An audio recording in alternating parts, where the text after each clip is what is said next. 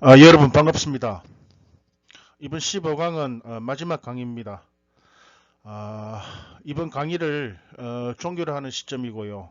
그래서 제가 이번 15강은 좀 포괄적으로 두리뭉술하게 어, 말씀드리도록 하겠습니다. 그리고 제 15강 동영상은 저희 개인 유튜브에 올리도록 하겠습니다. 우선 15강의 결론부터 말하자면은 남북한은 사실상의 통일로 가자는 것입니다. 법적, 제도적 통일은 현 단계로서는 불가능하니 그래도 서로 왕래하고 교류하고 여행도 하고 결혼도 하며 무역 왕래도 하자는 것입니다. 정치 군사적으로는 다소 긴장이 있더라도 그래도 민간 부분의 교류는 계속 이어가자는 것입니다. 특히 양안 관계를 예로 들었습니다. 중국은 핵이 있고 대만 역시 과거에는 소규모의 핵시험을 하기도 했습니다. 지금 양안의 정치 군사 분야는 상당한 긴장관계에 놓여 있습니다.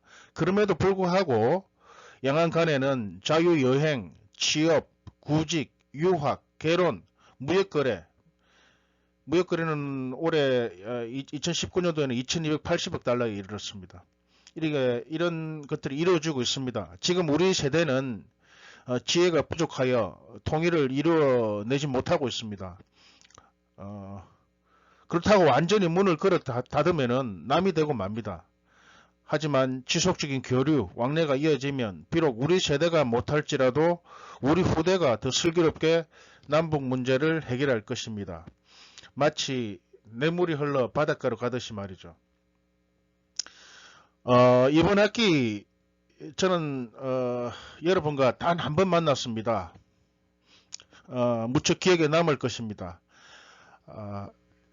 저는 이번 학기에 제가 가진 계획이 하나 있었습니다. 수업 중간중간에 책 100권을 여러분에게 소개하고자 했습니다. 하지만 이 코로나로 인해서 이마저도 여의치 못했습니다. 무척이나 아쉽습니다. 사실 대학교 1학년 때 책을 읽지 않으면은 학년이 올라갈수록 전공 서적만 읽게 되고 교양에 관한 독서 시간을 놓치고 맙니다. 대학 시절 읽은 책이 지금은 이해되지 않더라도 한 나이 50이 넘으면은 이해가 되는 책도 있습니다. 저에게는 제가 대학 시절 읽었던 책들이 대부분 이해가 안 되고 이렇게 넘겼는데 최근에 제가 다시 책을 읽다 보니까 다시 또 이해가 되더라고요. 노자 도덕경이 그랬습니다. 저에게는 노자 도덕경이 그런 책이었습니다. 아무튼 우리 독서는 세상을 보는데 사회 현상을 이해하는데 인간을 이해하는데 도움이 되는 것은 분명해 보입니다. 그나마 이번 학기 다행인 것은 여러분들이 저에게 보내준 동영상 발표를 들으니 마치 아나운서의 낭독을 듣는 듯 했습니다. 똑소리 난다고 할까요? 매우 반가운 목소리였습니다. 우선 한사통 보강 부분은 저희 개인 유튜브에 올려놓았습니다. 아직 많은 학생들이 참고하지 않은 것으로 보입니다. 저는 이번 학기에 여러분과의 소통을 위해서 처음으로 유튜브를 개설했습니다. 여러 유튜버들도 관찰하였는데요. 제가 느낀 결론은 역시 인간이란 뭔가 이런 화두였습니다. 정치 관련 유튜브는 거의 다 진영 논리로 적과 동지를 갈랐습니다. 처음에는 얼치기 유튜버들이 돈 벌 공리를 위해 별짓을 다 한다고 생각했는데 그게 아니었습니다. 이른바 박사, 언론사 기자, 전문가, 오피니언 리더 이 모두 다 그런 경향을 보이고 있더군요. 특히 모 박사는 저랑 같이 논문도 함께 쓴 사람이 있는데 눈 하나 까딱하지 않고 확신에 찬 목소리로 미국 대통령 후보 바이든이 부정으로 당선되었다는 이야기를 할 때 저는 역시 인간은 믿고 싶은 것만 믿고 보고 싶은 것만 보는구나 하는 씁쓸함을 느꼈습니다. 확정 편향, 인지 부조화 이런 단어들도 떠올려 보았습니다. 그래서 우리는 현상을 더 바로 보고 가능한 바로 사유해야 되지 않나 하는 생각을 합니다. 물론 우리는 아직 제대로 볼 수가 없습니다. 이게 아직까지 우리의 한계인 듯합니다. 이병주 선생은 이렇게 얘기했습니다. 인생이란 복잡하면서도 간단하다. 부득이 볼테르의 말을 상기하지 않을 수 없다. 사람은 어머니의 뱃속에서 10개월 동안 식물적인 존재로 산다. 그리고 5, 6년 동안은 동물의 단계에 머물러 있어야 한다. 자기가 자기를 지탱할 정도가 되려면 그로부터 20여 년이 걸린다. 사람의 생리에 관해 오늘 정도의 지식을 얻기 위해선 5,000년의 시간을 필요로 했다. 그 영혼에 관해서 아직 아는 바가 없다. 아마 지구가 끝나는 날쯤에야 그 신비가 밝혀질지 모른다. 이를테면 사람은 영묘하기 짝이 없는 존재이다. 그런데 근총 한 발이면 이런 영묘한 존재를 순식간에 없애버릴 수가 있다. 사정이 이러할 때 우리는 인생에 관해, 세상에 관해 무엇을 안다고 하겠는가. 그러나 알고 싶은 것은 인간이고 살피고 싶은 것은 인간의 운명이다. 참 이병주 선생이 이런 이야기를 하셨는데요. 참 제 가슴에 남는 말입니다. 지금 어쩌면 우리는 100년 미우지 대변국, 즉 100년에 없었던 대변화의 시대를 통과하고 있는지 모릅니다. 국제정치, 동북아 정세, 남북한 문제, 남한 내부 정치 등 등나무와 칡나무처럼 마구 얽혀 있지 않나 생각합니다. 여기에 더해 코로나는 우리의 삶의 양식을 변모시켜 놓고 있으며 물론 많은 교훈도 주고 있습니다. 가령 최근에 중동 임용고시 시험 응시생이 코로나에 확진되어 그중 67명이 시험을 치를 수 없었다고 합니다. 1년 동안 시험을 준비해왔는데 이들의 심정은 어땠을까요? 하지만 좀 더 멀리서 우리의 삶을 보면은 반드시 불행한 일만은 아닐 것이라 봅니다. 복이 화가 되고 화가 복이 되는 법입니다. 화와 복은 서로 상이하고 있기 때문이죠. 서로 의존해 있기 때문입니다. 가령 30년 후를 본다면은 제때 시험을 치르지 못한 학생들과 제때 시험을 치른 응시생은 세상을 살아가는 방식에 있어서 다를 것입니다. 아무래도 고난과 불행을 경험해 본 사람일수록 삶에 대한 개모함이 묻어나는 법이 아닐까 생각합니다. 오히려 이들에게 코로나로 인한 불운은 향후 삶의 자양제가 될지도 모를 일입니다. 코로나는 사람들이 아프니 나도 아프다. 중생이 아프니 나도 아프다. 당신이 아프니 나도 아프다는 이제 우리는 타인의 건강을 걱정하게 만들었습니다. 어쩌면 코로나는 우리에게 자리이타, 자신에게도 이롭고 타인에게도 이로운 자리이타의 정신을 가르치지 않나 하는 생각도 듭니다. 무엇보다도 이 세계는 모든 것이 연기되었다는 사실입니다. 연기라는 말은 의존하여 함께 일어난다는 뜻이죠. 연하여 일어난다는 것입니다. 이제는 남의 불행이 나의 불행이 될 수도 있다는 사실을 배워가고 있는 중일지도 모릅니다. 남과 북도 그렇습니다. 지금 한국의 일부에서는 북한이 자력경색하겠다고 저렇게 큰 소리 치고 있으니까 그렇게 살아가라고 합니다. 아마도 통일이란 말을 너무 쉽게 자주 쓰다 보니 이 가운데 낀 중도의 사람들은 통일 이야기만 해도 질려버리는 것 같습니다. 특히 젊은 세대 또한 북한 같은 저런 나라하고 무슨 통일을 하는가 하고 비판이 많습니다. 그냥 차라리 이대로 살자고 합니다. 다시 말해 너희들은 우리 공격하지 마라. 대신 그냥 이대로 살자고 합니다. 하지만 남북은 때려야 뗄 수 없는 관계라는 사실을 알아야 합니다. 연기되어 있기 때문이지요. 북한은 우리와 멀리 떨어져 있는 남태평양에 있는 그런 국가가 아니기 때문입니다. 여기서 시적인 표현을 하나 들겠습니다. 이욱은 5대 십국 시대 남당의 마지막 왕이었습니다. 통치에는 무능했지만 그의 문학적 감수성은 아주 빼어났습니다. 그는 이별의 슬픔을 이렇게 적었습니다. 자르르야 자를 수 없고 정리하려 해도 정리할 수가 없다. 전부단 리환란라고 읊었습니다. 자르려고 해도 자를 수 없고 정리하려 해도 정리할 수가 없다. 남녀간 사랑의 감정, 이별의 아쉬움은 이렇습니다. 헤어지려 해도 헤어지는 게 결코 쉬운 일이 아닙니다. 하물며 우리는 5천년을 함께 살고 70년을 헤어져 살았습니다. 남북한은 1000년 이상을 단일 국가로 살아왔습니다. 어찌 이별이 쉬운 일이겠습니까? 그리고 또 북정권이 도발하는 사고를 막기 위해서라도 우리는 남북한 관계를 잘 관리해야 합니다. 천안함 연평도 사건을 보십시오. 우리는 북한 문제로 세계에서 한국에 대한 가치평가가 절하되고 있습니다. 이른바 코리아 디스카운터입니다.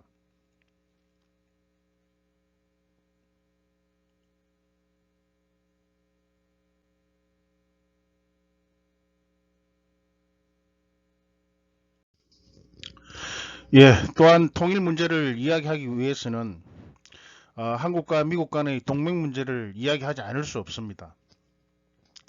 저는 한미동맹을 부정하는 것이 아닙니다. 한미동맹이라는 구조적 틀을 유지하는 것이 한국의 국익에 유리하다고 생각합니다. 하지만 한미동맹이 자주국방의 전부가 아니라는 사실을 우리는 알아야 합니다. 북한 문제와 통일 문제는 미국에는 사소한 국가 이익일지 모르지만 우리에게는 사활적 이익이 걸린 문제라는 사실을 자각해야 합니다. 한국 사람 중에 미국의 이익과 한국의 이익이 같은 것이라고 보는 사람들이 다수 있습니다. 미국은 우리의 안보를 책임진 나라라는 인식이 강합니다. 한국과 미국은 비대칭적 동맹관계를 맺고 있습니다. Asymmetric Alliance, 비대칭적 동맹관계를 맺고 있습니다. 북중관계와 한미관계의 성격을 비교해보면 그 동맹의 성격은 차이가 납니다. 북중관계가 거의 1대1의 관계에 가깝다면 한미관계는 가불관계, 상하관계, 수직관계의 성격이 더 강합니다. 더구나 동맹의 강도를 보더라도 북한과 중국이 맺은 조중 5호 조약에 의하면 둘 중 어느 한쪽이 전쟁이 나면 자동 참전 조항이 있습니다. 이에 반해 미국은 국회의 동의를 얻어야 참전이 가능합니다. 국제정치의 가장 우선은 자국 이익입니다. 미국의 이익과 한국의 이익이 다를 수 있음에도 불구하고 다수의 한국인은 동맹의 이름으로 이를 절대시하고 신성시하고 또 다른 제조 지연을 얘기하는 자가 많습니다. 우리가 병자호란이 왜 겪었겠습니까? 임진왜란때 명나라가 조선을 살려주었으니까 제조 지연, 다시 조선을 만들게 해줄 그 은혜를 갚는다는 것이었죠. 그러다가 결국에는 병자호란을 겪었습니다. 우리는 또 6.25 때 미국이 한국을 구원해 주었다는 그런 제조 지원을 가지고 있는 사람들이 많습니다. 미국 사람이 한국 사람 흉내 내는 것인지 아니면 한국 사람이 미국 사람 흉내 내는 것인지 모를 지경입니다. 동맹이란 명분 아래 미국의 국가 이익과 한국의 국가 이익을 일치한다고 생각하는 사람들이 상당히 많습니다. 물론 일치하면 좋겠지만 일치하지 않는다면 최소한 우리는 한국의 이익을 포기하면서까지 미국의 국가 이익을 외치지는 말아야 합니다. 지난 70년 이상 미국이 남한에 주둔한 이유는 무엇보다도 먼저 미국의 국익에 부합했기 때문입니다. 미국이 무슨 민주주의, 인권 이런 것 때문에 있는 것이 아닙니다. 이념은 오히려 부차적인 문제입니다. 예를 하나 들어볼까요? 지금 미국은 이슬람 세력 중, 이슬람 국가 중 가장 보수적이고 지금도 인권을 무참히 유린하는 사우디아라비아, 또 터키, 지금 에르도안 총리는 17년째 독재를 하고 있죠. 터키와 동맹을 유지하고 있습니다. 한국에는 이런 사실을 오인하는 사람들이 많습니다. 미국은 태평양을 자국의 내해로 만들기 위해서는 전초기지가 필요하고 동북아 헤게모니를 강화하고 패권을 유지하기 위해서 주일 미군만으로 부족하다고 보고 한미동맹을 강화했으며 과거에는 공산주의 세력 확장을 견제하는 차원에서 주한미군이 주둔했으나 무엇보다도 현재는 주한미군의 역할이 중국 견제를 위한 전초기지로 변하고 있습니다. 이를 우리는 냉정히 읽어야 됩니다.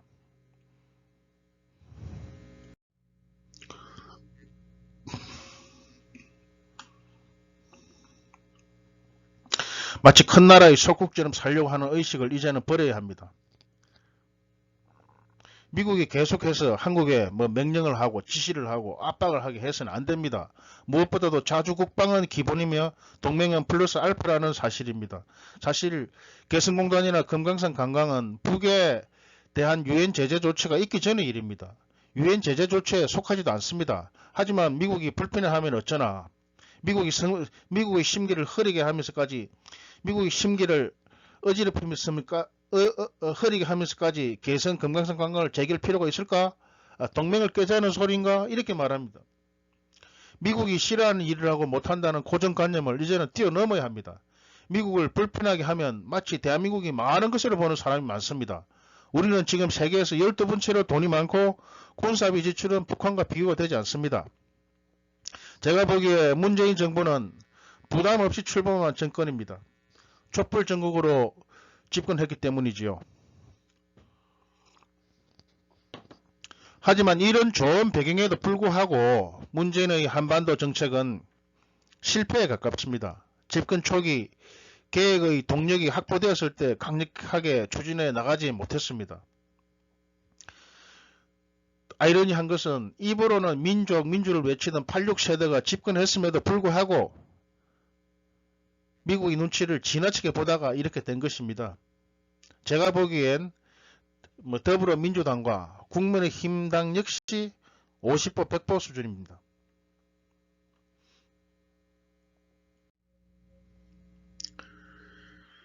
걔네를 저와 달리 할 수 있겠지만 북한이 남북 공동연락사무소를 폭파한 이유도 남한이 북한과의 합의를 이행하지 못한 측면이 더 있습니다. 2018년 9월 평양 공동선언에 의하면은 민족 경제를 균형적으로 발전시키기 위한 실질적인 대책을 강구하기로 하였다. 개성공단 금강산 관광 사업을 우선 정상화하고 서해 경제 공동특구 및 동해 관광 특구를 조성하는 문제를 협의해 나가기로 하였다. 그리고 또 2032년 하계올림픽 공동개최도 추진한다. 또 5조 2항에 보면은 북측은 미국이 6.12 북미 공동성명의 정신에 따라 상응 조치를 취하면 영변 핵시설의 영구적 폐기와 같은 추가적인 조치를 계속 취해 나갈 용의가 있음을 표명한다고 했습니다. 이를 한국이 확인해 주었고 미국이 하노이에서 완전히 엎어버린 것이죠.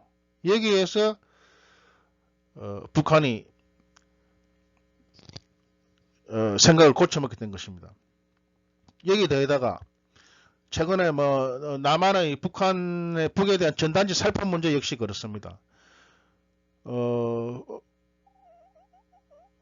역사적인 판문점 선언 이행을 위한 군사분야 합의서, 그러니까 9.19 평양선언의 이행을 위한 군사분야 합의서에는 국방부 장관 송영무하고 북한의 이민무력상 노광철 사이에서 합의한 것이죠. 군사분야 합의서에 의하면 상대에 대한 일체의 적대 행위를 전면 중지하기로 하였다. 예, 사실 위배한다고 북한은 보았을 것입니다. 물론 더 근본적인 원인은 북한이 남한과의 경제협력을 통한 제재 극복이라는 자신들의 구상이 의도대로 되지 않았기 때문일 것이죠. 사실 통일은 오히려 나중의 일일지도 모릅니다. 자칫 북한으로 인한 동북아시아에 불안이 조성되고 또 북의 도발로 인한 한국 사람들이 전쟁 공포도 우리는 없애야 하고 또 우리가 살기 위해서 오히려 북한을 다독거리며 관리해야 하는 길밖에 없습니다. 전쟁이 난 업은 이해하기 쉽습니다. 모든 전쟁의 원인은 보통 그 앞의 전쟁이 아니겠습니까? 마치 2차 대전이 1차 대전에서 비롯되었듯이 한국 전쟁도 거슬러 올라가 보면 과거 외세가 조선에서 일으킨 전쟁과 연결되어 있습니다. 청일전쟁과 러일전쟁을 거쳐 조선은 일제의 식민지가 되었고 또 일제의 식민지배로 말미암아 해방 후 강대국이 한반도 점령이라는 분단의 원인을 제공했던 것이고 다시 이것이 원인이 되어 골육상전의 빅을 겪었습니다. 그러기에 한번 보십시오. 유럽연합은 2차 대전을 교훈 삼았습니다. 종교, 인종, 언어가 다름에도 불구하고 지리적으로 밀접하기 때문에 언어를 접고 경제 공동체로 나아간 것입니다. 유럽연합이나 아시안을 한번 보십시오. 하물며 우리는 이들 국가보다 더 많은 장점을 갖추고 있습니다. 무엇보다도 남과 북은 말이 서로 통합니다. 문재인 대통령은 2018년 9.19 평양의 능라도 5.1 경기장에서 북한 주민 15만 군중 앞에서 사전 원고도 없이 연설했습니다. 우리는 말이 같습니다. 우리는 같은 말 쓴다는 사실입니다. 통역도 필요 없습니다. 무슨 이야기들 못하겠습니까? 이번 한사통 강의의 결말은 사실상의 통일을 위해서입니다. 그래서 사실상의 통일 상태에 있는 양안 문제를 제가 특히 강조했습니다. 더구나 제가 생각하는 바와 같이 문재인 정부의 사실상의 통일인 한반도 경제공동체 건설은 남북의 경제협력뿐만 아니라 사회 경제적 조화를 이루기 위한 매우 유효한 기제입니다. 한반도 경제공동체를 성공적으로 이룩하는 것은 사실상의 통일을 실현하는 것과 같다는 점입니다. 남북 간 평화가 정착되고 남북 주민들이 자유롭게 교류할 수 있다는 것은 실질적으로 평화 통일과 다름없는 상태에 도달한 것 같습니다. 법적 제도적 통일은 한반도 구성원의 자유로운 의사와 수요에 따라 준비되어 나가는 것이 바람직하고 나중에 해도 됩니다. 바로 한반도 경제공동체는 이러한 원활한 이행을 위한 핵심적 추진체로서 역할을 담당합니다.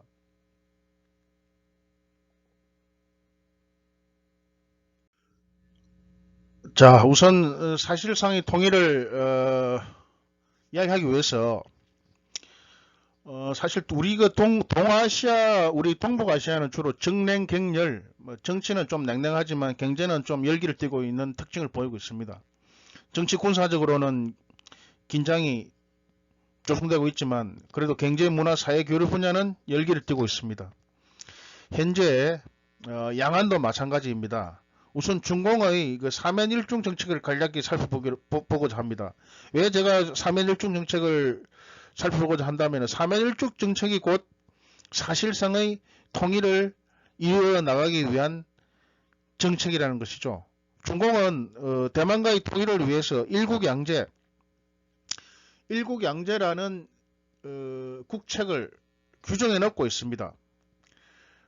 사실 일국양제에서 양제는 문제가 되지 않습니다. 이미 시행하고 있지 않습니까? 홍콩, 마카오 시행하고 있고 대만도 자본주의고 중국은 주체는 사회주의를 자신들 실시하고 있다고 그러니까요. 그래서 일국 양제 중에 양제가 되었던 삼제가 되었던 다제가 되었던 이 제도는 문제가 되지 않는다. 그래서 일국 양제의 방점 일국에 있습니다. 일국이 곧 통일 아니겠습니까? 일국 양제를 실현시키기 위해서 특히 정책 집행 측면에서 지금 중국은 국제 일중, 정치 일중, 경제 일중, 민족 일중이라는 4개의 방면에서 하나의 중국을 실현하고자 하는 것입니다. 이를 저는 사면일중이라고称합니다. 사면일중 정책. 첫째, 국제일중은 거의 실현되었습니다. 여러분들도 잘 아시다시피 이 트와이스의 그 저위가 옛날 대만의 국기인 그 청천백일 만지홍기를 흔들고 난 뒤에 그 후유증을 잘 알 것입니다. 한국에서 있었던 일을 중국이 남의 나라 내정을 간섭하려 하느냐고 할 수 있습니다. 그러나 중국과 수교를 할 때는 반드시 대만은 중국의 일부분이라는 사실을 인정하고 나서 수교를 맺습니다.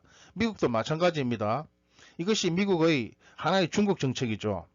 한국도 1992년 8월 24일 한중 수교 성명에서 제3항에서 대한민국 정부는 중화인민공화국 정부를 중국의 유일 합법 정부로 승인하며 오직 하나의 중국만이 있고 대만은 중국의 일부분이라는 중국의 입장을 인정한다고 이렇게 밝혔습니다. 이렇게 밝히고 나서 중국과 국교를 수립한 것입니다. 중공은 철저하게 홀슈타인 원칙을 강하게 적용하고 있습니다. 둘 중에 하나를 택하라는 것이죠. 대만을 택하든지 중국을 택하든지. 그러니까 중국을 포기하고 대만을 택할 사람이 누가 있겠습니까? 미국 자체도 아직 말로만 대만 카드를 쓰지만 중국과 단교를 못하고 있지 않습니까? 그런 셈입니다. 이게 국가 이익이기 때문이죠. 그리고 정치 일중은 중화민국은 무엇인가로 기결되는데 이 중화민국은 주권 국가가 아니라는 것이며 장제스가 국共내전에 패해가지고 대만으로 도망가서 세운 이 정권이 이 반란 정권, 반도 정권이라는 것입니다.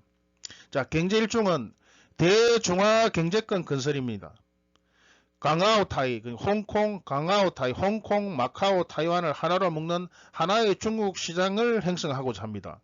강아오타이라는 게 홍콩을 샹강 그러거든요.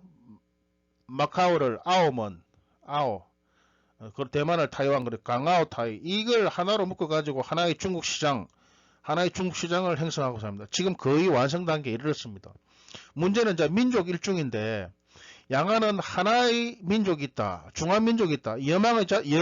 염제 황제의 자손이라는 말이죠. 염항의 자손이 있다는 것인데 문제는 이 대만의 정체성이 지금 붕괴되어 가지고 대만의 주류 민의는 나는 대만인이지 중국인이 아니다. 이렇게 인식하는 사람이 85% 이상 됩니다. 그렇기 때문에 앞으로 양안관계에서 이 정체성 문제가 가장 큰 난제가 아닐까 생각합니다.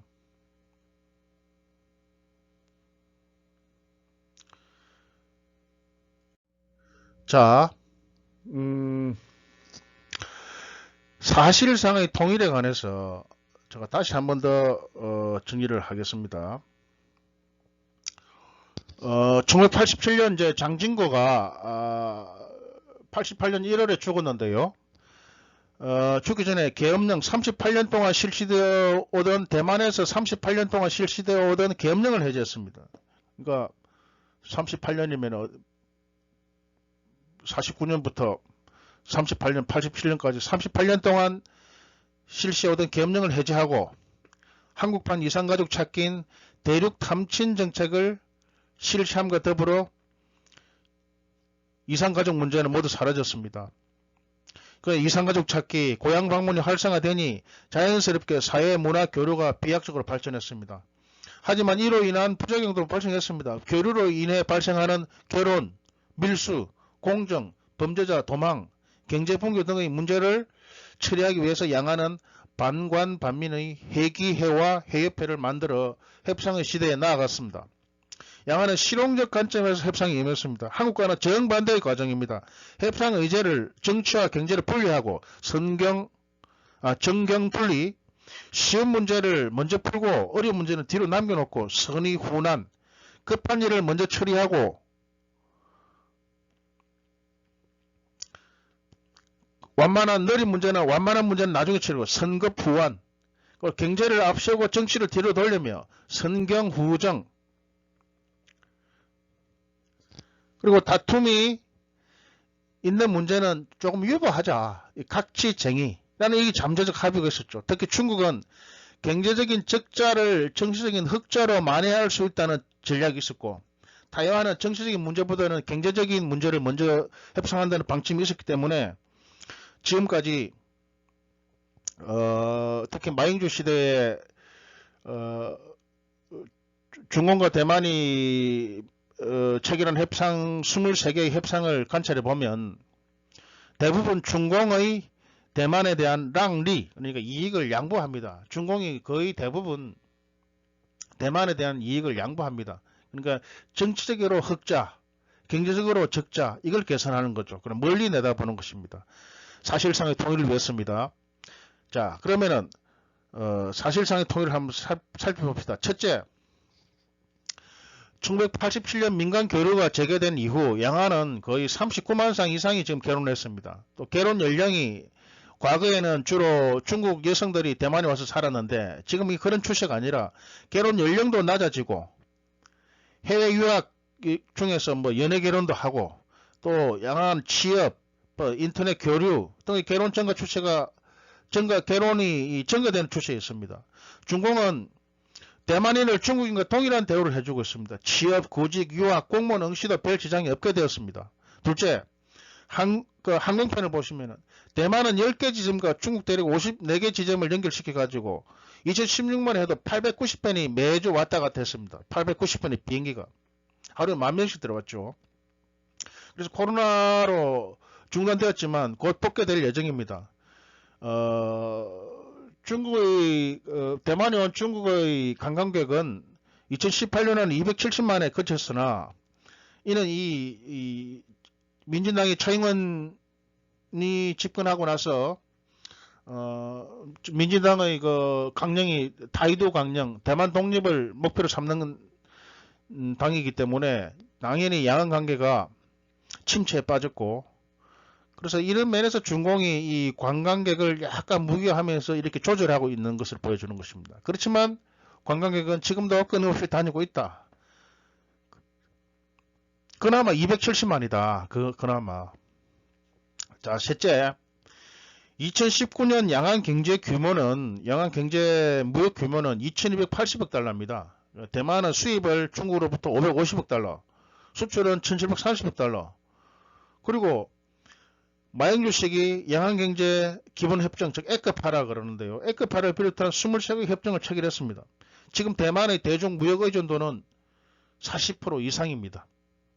넷째, 중국이 활동하는 대만 상인, 즉 타이상들이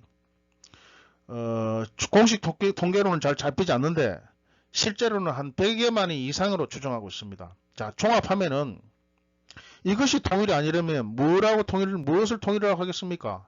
이미 사실상의 통일에 접어들었습니다. 양안협상은 지금까지 인도적인 것, 비정치적인 것, 경제적인 것, 문화적인 것에 초점을 맞춰 40여 년간 발전해 왔습니다. 물론 정치와 경제는 완전히 분원할 수 없습니다. 정치는 경제에 영향을 미치고 경제는 정치에 또 영향을 미칩니다.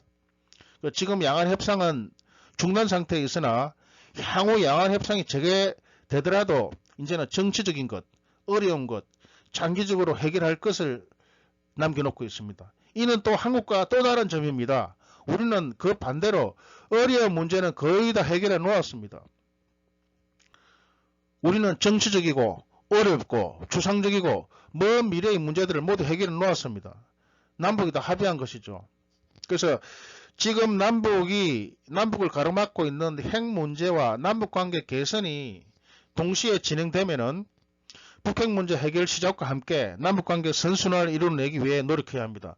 북한과 남한은 통일을 지향하는 특수관계입니다. 지금 남북한 관계 개선을 가로막고 있는 북핵 문제에 관해서도 우리는 인식의 전환을 해야 하지 않나 하는 생각을 합니다.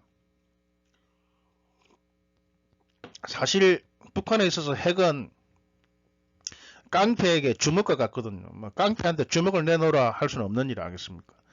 또 이 북한의 핵은 벌에 있어서 벌침과 같습니다. 벌은 침을 쏘면은 자신도 죽습니다. 북한은 그렇습니다. 더구나 서울에 핵이 떨어진다면은 그 핵 문제가 북으로 가지 않는다는 보장도 없지 않습니까? 사실 핵에 관해서 남북한은 멋진 합의가 있었습니다. 한반도 비핵화에 관한 공동선언 1992년 1월 20일 한반도의 비핵화에 관한 공동선언 이거만큼 멋진 합의는 없었죠. 그리고 4.27 판문점 선언 2018년 문재인 대통령 남과 북은 한반도 비핵화를 위한 국제사회의 지지와 협력을 위해 적극 노력을 하였다. 그리고 9월 평양 공동선언을 보시면 9월 평양 공동선언 5조에 보면 남과 북은 한반도를 핵무기 없는 평화의 터전으로 만들어 나가야 하며 이를 위해 필요한 실질적인 전전을 조속히 이루어 나가는데 인식을 같이 하였다. 이 항을 보면은 북측은 미국이 6.12 북미 공동성명의 정신에 따라 상응 조치를 취하면은 영변 핵시설의 영구적 폐기와 같은 추가적인 조치를 계속 취해나갈 용의가 있음을 표명하였다. 이렇게 다 인정을 해놓고 있어요. 합의를 해놓고 있습니다. 자, 한국의 경제력은 1조 5,500억 달러입니다. 국민소득은 3만 1,000달러입니다. 반면에 북한의 경제력은 450억 달러, 500억 달러도 안 됩니다. 국민소득은 1,800달러 정도라고 합니다. 의료, 문화, 경제 모든 면에서 남북한 수준 차이가 많이 납니다.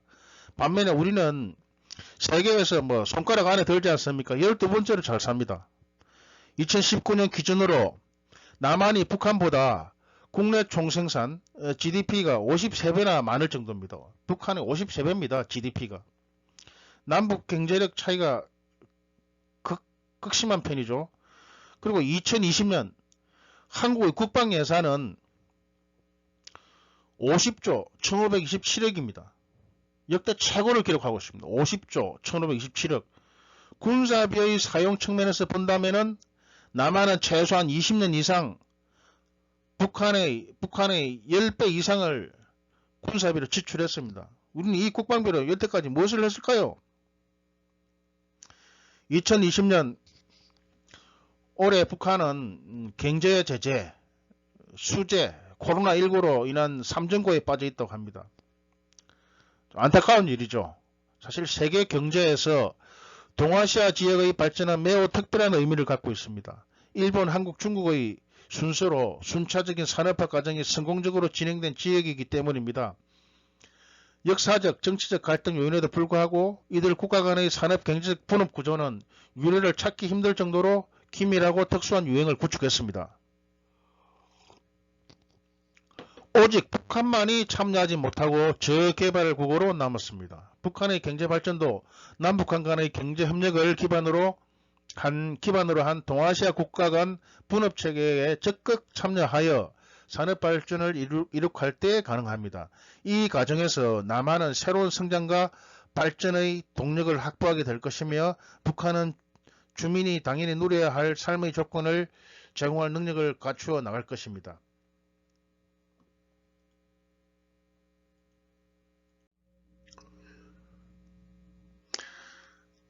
최근 이인영 통일부 장관은 작은 보폭, 작은 걸음, 이 독일 동방중 정책에서 온 것인데요.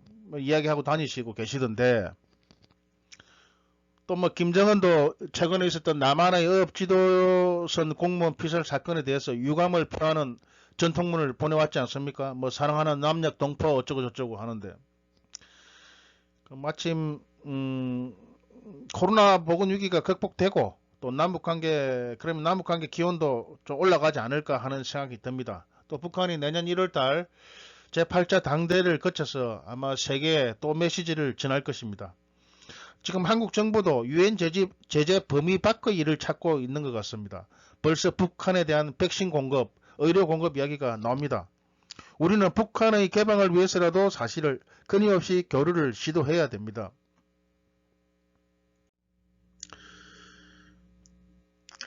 한반도 경제 공동체를 한반도 공동 번영을 위한 실질적인 수단이자 제도적 기반으로 설정하고 단계적으로 추진해야 합니다. 경제 공동체의 형성은 남북 간의 정상적인 물적 인적 교류를 가능케 하고 과거의 비정상적인 관계를 보통의 관계로 전환하는 것에서 출발합니다. 아울러 남북한 경제 공동체가 성공하면 오랜 기간 형성된 이질성을 해소할 뿐만 아니라 한반도 경제 공동체의 추진은 북한이 개혁 개방 길로 나아간다는 과제를 포함합니다. 한반도 경제 공동체를 성공적으로 이룩하는 것은 사실상의 통일을 실현하는 것과 같습니다. 남북 간 평화가 정착되고 남북 주민이 자유롭게 교류할 수 있다는 것은 실질적인 평화 통일과 다름없는 상태에 도달한 것 같은 것입니다. 물론 법적 제도적 통일은 한반도 구성원의 자유로운 의사와 수요에 따라 준비되어 나가는 것이 바람직합니다. 북한을 총질하지 못하게 만들고 그런 과정에서 남북의 사회 문화가 발전하고 이렇게 발전하다 보면 결국 통일로 수렴되지요. 무엇보다도 자유롭게 왕래하고 경제적으로 서로 돕고 사는 협력체를 만들어야 합니다. 최소한 경제 공동체 정도만 만들어도 우리는 편히 살 수 있습니다. 통일은 먼 훗날 해도 됩니다. 아세안, 동남아 국가연합, 유럽 공동체처럼 이것이 사실상의 통일입니다. 우리가 삼국지 연의에 나오듯이 천하대세를 말하자면은 분급필합 분합필고를 했습니다. 나눈 지 오래되면 합쳐지고 합친 지 오래되면 분열하기 마련입니다. 이는 역사의 규율인 듯 합니다. 이는 중국만 그런 것도 아니고 유럽 역사도 그러했습니다. 사물의 흐름이 어느 한극에 달하면 반전이 있게 마련입니다. 이거 물극필반이라 그러죠. 게으르게 가면 봄이 옵니다.